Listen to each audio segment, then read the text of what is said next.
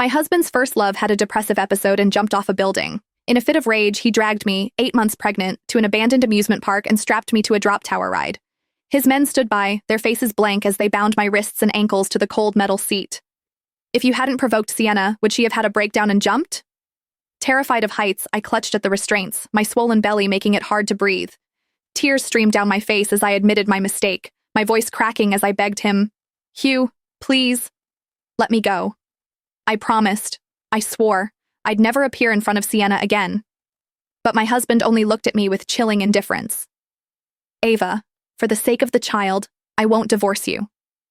His voice was calm, almost gentle, but it only made the next words colder. "But the pain you've caused Sienna, I want you to pay it back 100, no, 1,000 times over." Hugh ordered the ride to be set to run nonstop for an hour, then turned and walked away without a backward glance.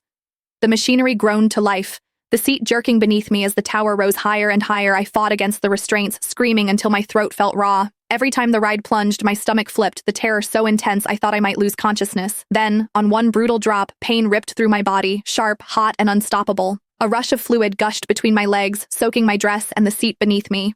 The next day, Hugh finally remembered that I was still there. "Ava, Sienna is fine now," he said, his voice devoid of concern. "As long as you apologize to her, I'll let you down." What he didn't know, what none of them knew, was that the platform had already been drenched in blood for hours. My baby had been torn from my body somewhere between the sky and the earth, reduced to nothing but mangled flesh and silence. Dr. Jason called this morning. That woman is avoiding her prenatal checkups. What trick is she playing to get my attention this time? Hugh frowned, a trace of disgust flashing through his dark eyes. Beside him, Mason, the family butler, turned pale, his voice trembling as he spoke. "Sir, Madam still hasn't been taken down, and she's terribly afraid of heights. She won't even step onto the second-floor balcony. Now that she's in her late pregnancy, could something have happened?" Hugh's expression froze for a split second, before he frowned again, doubt flickering across his face. "Really? Ava's afraid of heights?" Before Mason could finish confirming, Hugh waved a dismissive hand. "It's just a drop tower. It's not like she's actually jumping off a building. Let her be scared.